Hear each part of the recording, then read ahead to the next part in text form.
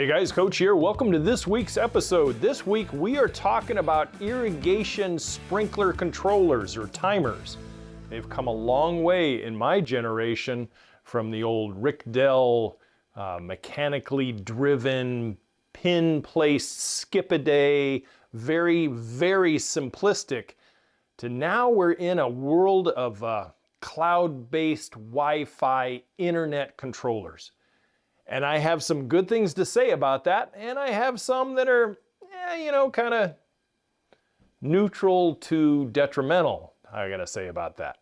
I would like to thank the sponsor of this video, first of all, ImoLaza, who stepped up and provided the controller and the outdoor enclosure for this episode. Thank you, ImoLaza. It is not a brand that I have ever dealt with in my professional landscape career. I dealt with the big three, and I won't mention them here because these guys are the ones sponsoring the video. So I received these about 2 weeks ago, and I took some time to really try and understand it.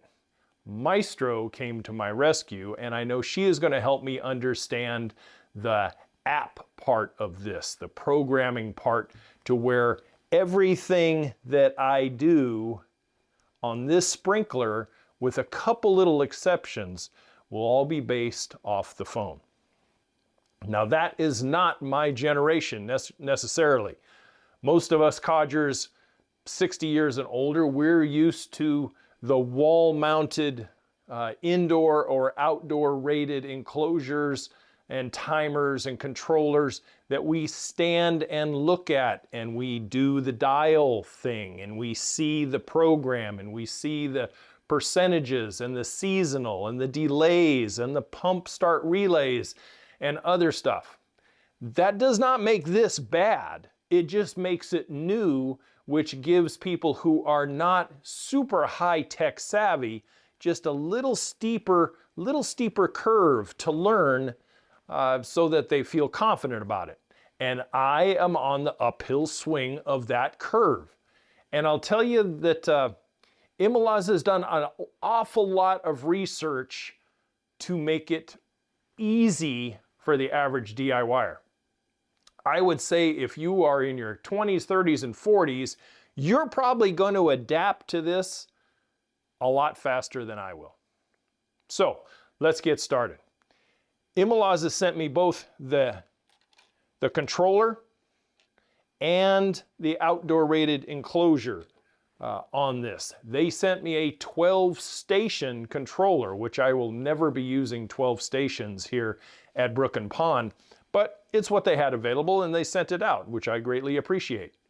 It has a indoor rated mentality, and then it has an outdoor rated enclosure, which I think could probably stand some improvements. And I'm going to cover that first so I can concentrate on the positive for the rest of this video. The outdoor rated enclosure is a simple plastic box, and it is to be hardwired into a high voltage plug and then routed into the enclosure into an interior box. Now, one of the things that they do not say, and I think they should, or they should include, is if you're going to deal with high voltage enclosures, you should have some type of high voltage cord security ring and clamp that goes on this. If I was installing this for a customer back in the day, and I got caught out in Northern California, this could be a problem, code-wise. And I think it's much safer if you have a high voltage cord that is very secured to the outdoor enclosure. The other thing is where the zonal wires, the color-stranded wires come in, they had a very large opening, which I went out at my own expense and got a larger wire clamp and ring set for it. That way, what you have is you add additional protection for safety on the high voltage, and for moisture and especially insect intrusion. These guys are magnets with their little electromagnetic fields that go on in here, a magnet especially for bees and wasps in the summertime. I have had many a time when I've gone out to see what's going on with someone's timer, only to open up one of these things and have a hornet or yellow jacket's nest in there, or a wasp nest. And oftentimes they will end up with problems. This particular opening here is so large that mice could get up inside there. And that's not cool at all, because they can make a nest up in there, and they love to chew on the plastic casings, which could cause shortage and then zonal outages when the sprinkler is supposed to come on. So I think this product is good. One other thing I would like to see them do is add some type of a rubber gasket around the outside, because for all intent and purposes, out in a very humid or very rainy conditions, even snowy conditions, which we will have up here in Zone 4, matter of fact, starting next week, you're going to want to have just a little bit more moisture resistance that would stay out of this box. And I think a gasket would be a very good choice to start with that. Now, as far as the connection points, I have a standard 16 gauge cord, which I had to go get as well, because there's nothing on ImoLaza's box or advertising that says that this is included or it is not included, along with these two items here. So I went and got an inexpensive UL rated 16 gauge cord, cut it down and ran it up into here. The connection parts here are very straightforward. Black to black, green to green, white to white. And I think this will be easy wiring. One of the things that I saw was that the wire nuts that they provided are very, very large, considering the size of the enclosure and the small diameters. You need a 12 gauge wire up here to fill up these wire nuts. So I'm going to be using smaller wire nuts that are probably a third of the size and still give me plenty of insulatory value and good connection points. So I think they could downsize a little bit on the size of the wire nut. I don't know if this is their standard or this is what they happen to have when they sent it out to me. But these are large. I mean, this could handle, you know, four or five 12 gauge wires, and that's not what's in here. This stuff is 18 and 16 gauge wire. So wire nuts could probably be downsized, not a big deal. The mounting hardware that they do for the enclosure is adequate. It does have wood-sided rating mounted screws, but they really concentrate on stucco, where you'd have the plastic expanders and then you put the screws in and mounting it to a stucco wall. I happen to have metal siding, so I'm going to have to do a little pre-drilling, and then the mounting screws will work just fine.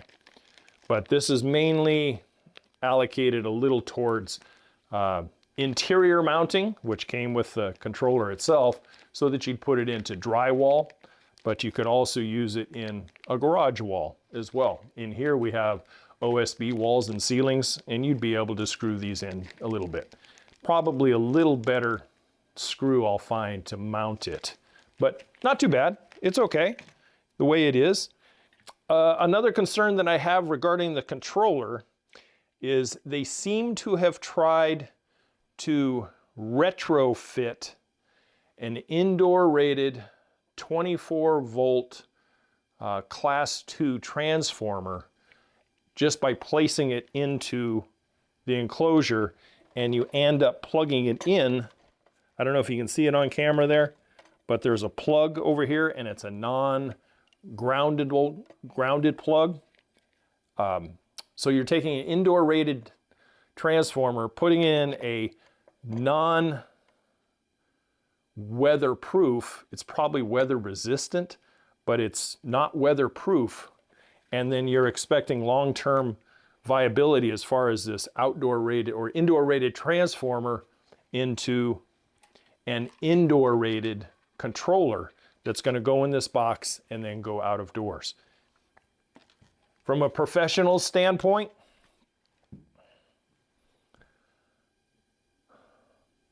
the other brands that I'm very familiar with over the years, they have an outdoor rated transformers built into their gasket mounted outdoor timer controllers.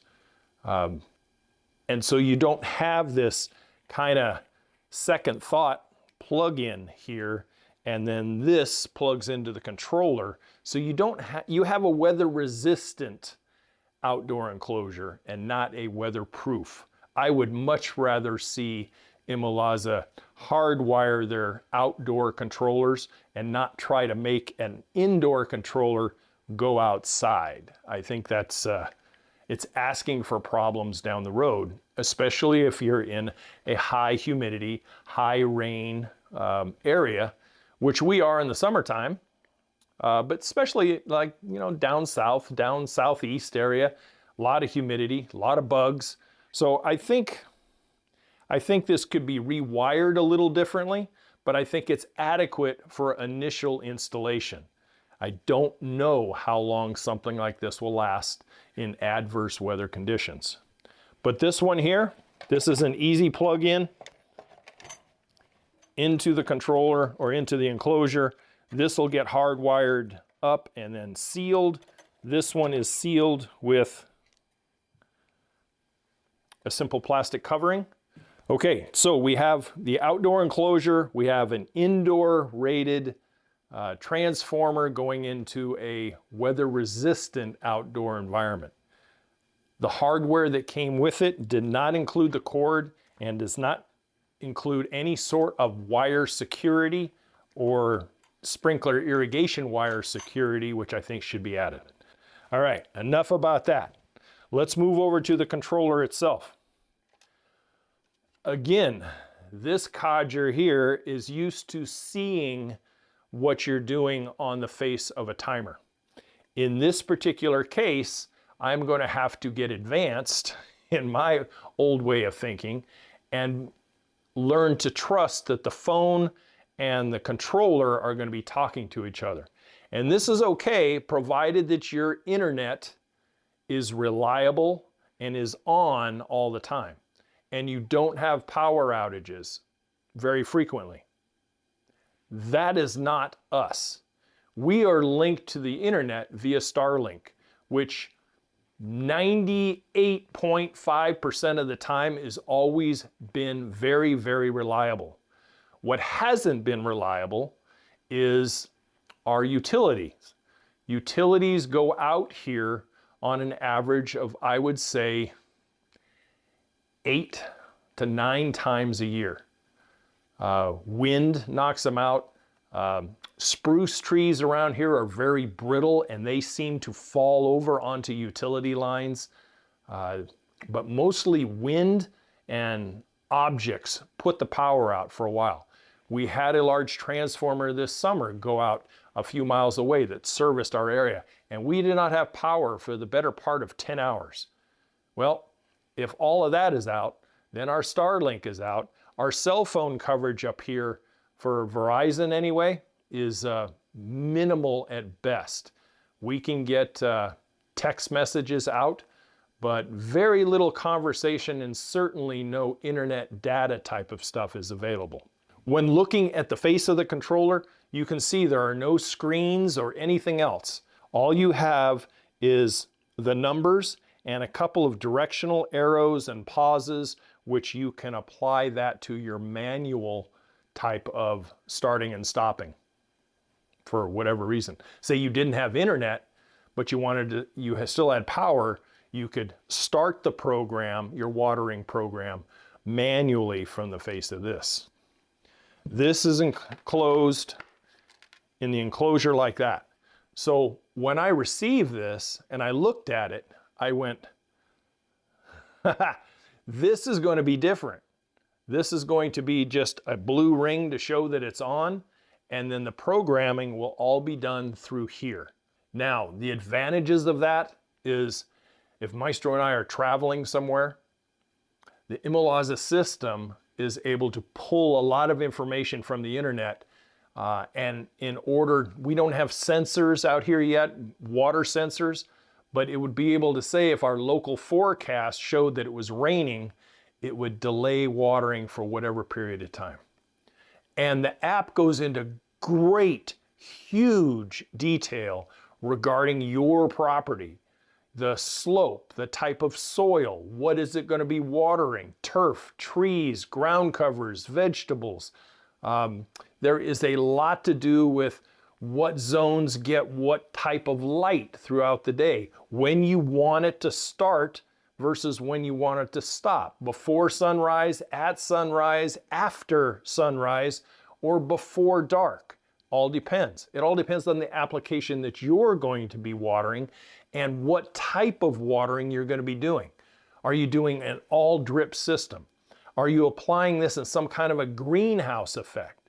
Do you have new lawn, sod, or seed that needs multiple short-term watering activations throughout the warmer months and warmer days in order to get seed and to keep brand new sod moist, which you really have to pay close attention to when you put that stuff down? This does have that capability. And if you traveled halfway around the world and you saw that you needed to reprogram, you could reprogram it from any sort of a Wi-Fi connection using your phone. This one here is very sleek. It's nice, it's clean, it's white.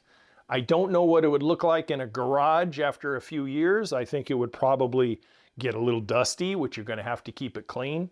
And as far as controllers go, one of the greatest things you can do to extend the life is to go in there with a little bit of compressed air and keep this area pristine and clean.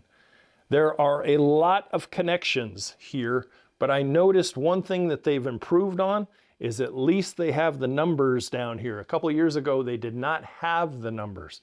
And they have what I would consider minimal space between the bottom of the controller itself and where the wires come in underneath. There's minimal space. And my old eyes require me to definitely have glasses on. But even the portals, these are not toggle portals like some of the other more noted timers have. These are screw-in lugs, and they are very, very small. You can see the size of the screwdriver that they do provide. So you're going to have to do all your connections first before you put this back over, and it should be okay.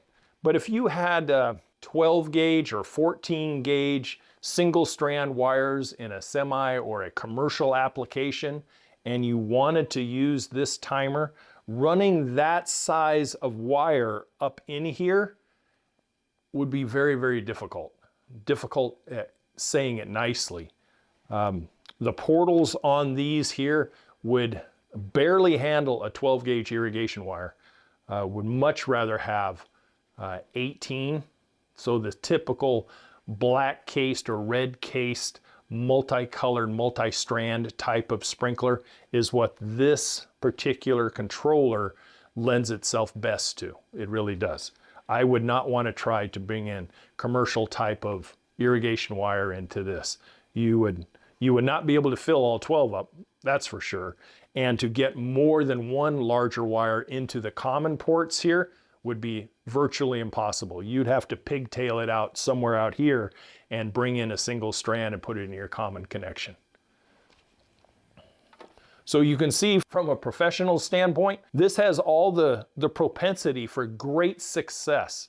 And they have a lot of support for the average DIYer or the new DIYer that is putting this system together for themselves. For me, when I look at it, I still would prefer to have a view window, turn knobs, and a Wi-Fi connection where this becomes an option and not the rule. I would like to see all the various dates, times, etc., and making sure that when I look at that window, I can confirm that the date, the time, the starts, the stops, etc., are being done right in front of my face and not necessarily here. It does not make it a bad thing. It just makes me have to ramp up my technology game a little bit and be able to adapt to where the world is going. That's basically what it is. But the basic tools that you're going to need for this project is not very much. You will need your phone,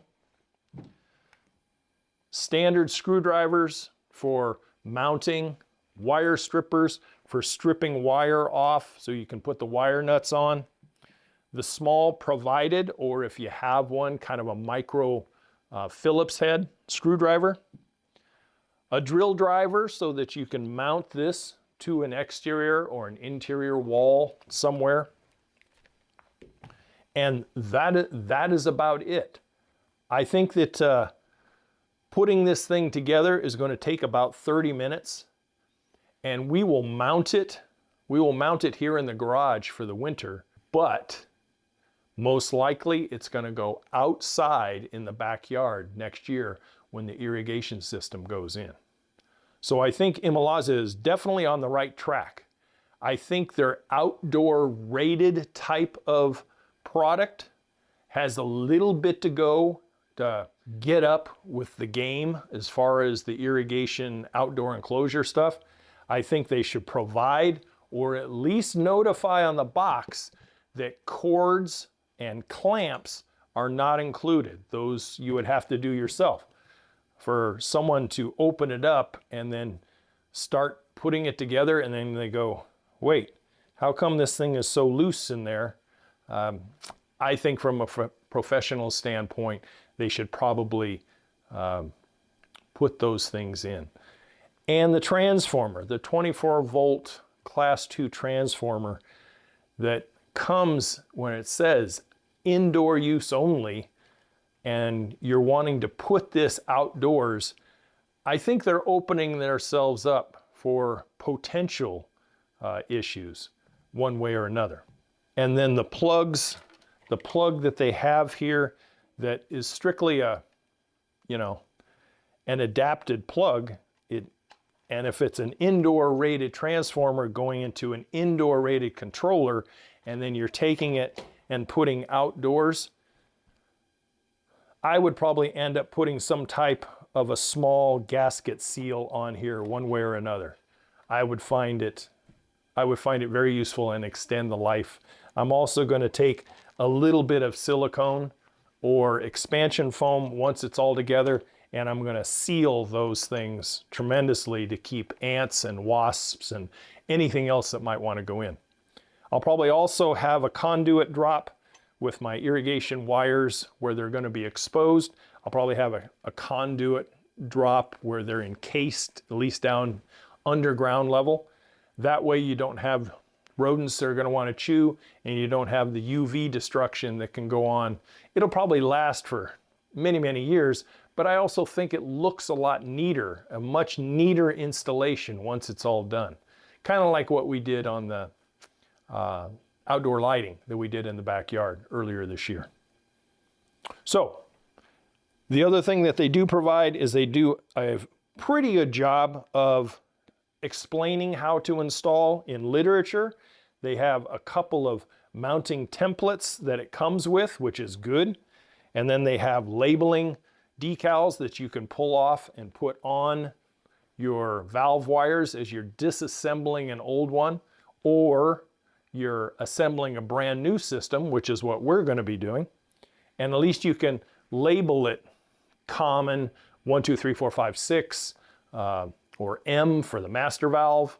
And that's the best. I think that's one of the better things that they do.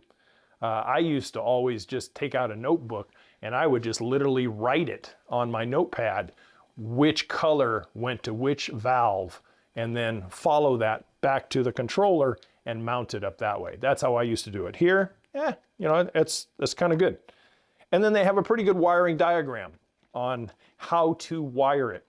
One thing that is on the controller that I had to read a deep dive into the instruction booklet was the pump station relay. You can attach a wired or a wireless pump station relay to this and wire it into the 24 volt. I did not know what that 24 volt thing was until I got way deep in here, but they don't want you to wire the controller directly to the pump. You got to go through a relay, probably for voltage reasons. But other than that, I think there's a little bit of constriction as far as room. If you had a 9-strand wire or multiple sensors and you had the commons on this are the same size as all the other wires. And you start trying to put multiple common wires in there and tighten them down, sometimes you can run out of space, especially on something like a 12-station timer. Other than that, thank you ImoLaza for sponsoring this video, and thank you for providing these two components. They will be going into operation next spring, but for the most part, I think they're on the right track. They're going in the right direction. Just a couple little upgrades or notifications here and there, and it should be good. Anyway, that's what I have for you this week. If you have any questions regarding this product or any other landscape related questions, drop them in the comments below, or you can email me at any time, youryardcoach@gmail.com. And don't forget to check out our website. Some nice products and services there that might really bump up your DIY landscaping education. Anyway, I'll catch you guys next week. As always, to your landscape success, thanks for staying with me. If you haven't, please subscribe and give me a thumbs up. I'd greatly appreciate it. And I'll see you next week. Bye for now.